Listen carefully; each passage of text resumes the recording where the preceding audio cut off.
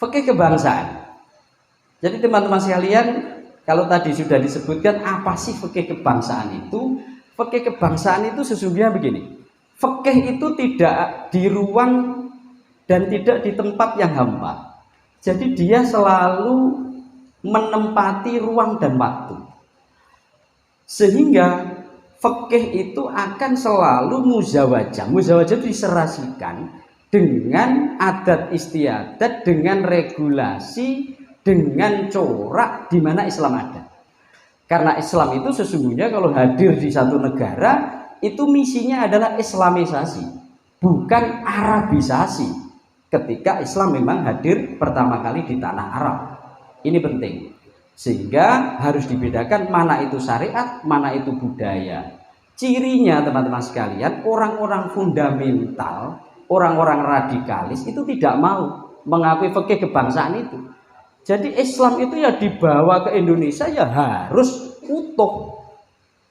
Jadi harus utuh. Fisil mikafah itu dipahami oleh mereka ya utuh. Sak budayane, sak bahasane, sak panganane, bahkan klepon itu akhirnya dianggap makanan tidak syar'i. Ini kan gagal itu.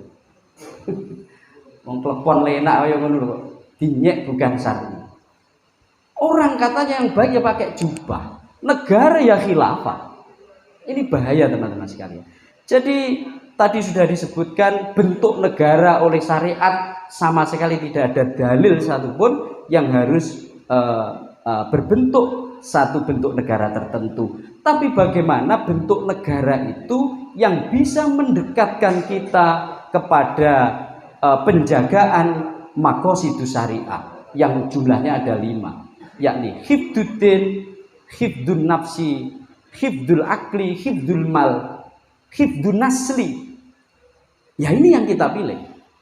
Oleh sebab itu di Timur Tengah ya sudah nggak ada khilafah. Ya adanya kerajaan, jadi mulk. Turki yang kemudian digadang-gadang itu malah sekuler. Malaysia masih kerajaan. Dan kita memilih negara demokrasi, negara kesatuan Republik Indonesia karena inilah teman-teman sekalian yang bisa mendekatkan terhadap penjagaan maqasidus syariah al-khamsah. Jadi ini clear, Pancasila tidak satu pun pasalnya itu yang mukhalif terhadap esensi, terhadap nilai-nilai agama. Mulai la ilaha illallah, kemudian diijamatakan dengan bahasa ketuhanan yang Maha Esa dan seterusnya. Permusyawaratan persatuan, esensinya adalah Islami. Maka kalau ada orang bertanya, Indonesia adalah negara Islami sekalipun bukan negara Islam. Clear. Jadi Indonesia adalah negara Islami. Nah, kenapa? Karena semua produk undang-undang itu terus kita kontrol. Kalau ada yang tidak muafik, maka kita terus berusaha untuk bagaimana itu dirubah. Jadi apa kata Imam Ghazali itu? Jadi ad-din itu aslun, ad-daulah al-mulk, as-sultan itu harisun. Jadi agama ini dasar. Seperti tahu amani, bayi kembar tidak boleh dipisahkan. Agama dasar, negara sebagai haris penjaganya. Ketika sesuatu la aslalahu maka famahdumun, dia akan runtuh.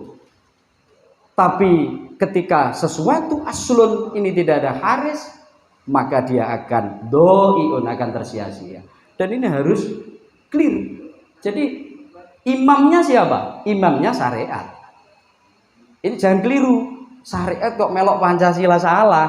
Jadi regulasi di Indonesia harus mengikuti dasar-dasar syariat kita sebagai saham terbesar di Indonesia Muslim dibanding yang lain.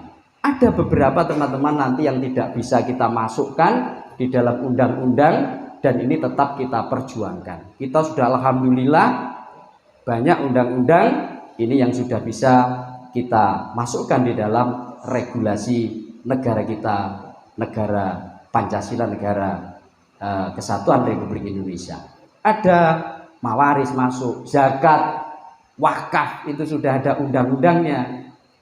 Jadi kemudian miras sekarang sudah prolegnas, mulai 2005 ini sebetulnya sudah didaftarkan di DPR sana, tapi sampai saat ini masih mau dibahas kembali. Kenapa miras kok tidak bisa? Jadi harus ada strategi-strategi ketika aturan miras itu menjadi undang-undang.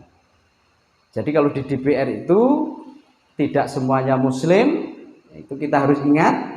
Indonesia ada 6 agama yang diakui, dan itu sulit kalau tidak ada strategi untuk memasukkan undang-undang miras itu di prolegnas. Kenapa? Ketika orang mengatakan haram, ini kita yang enjoy tapi mereka yang kurang enjoy. Ini kok haram. Maka kemudian kita usulkan bagaimana bisa dibahas.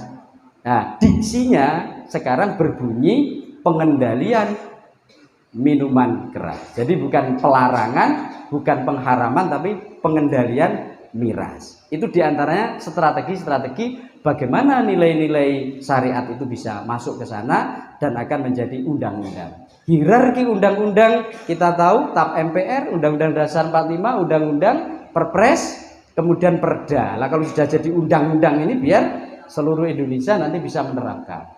Ini penting kita sampaikan.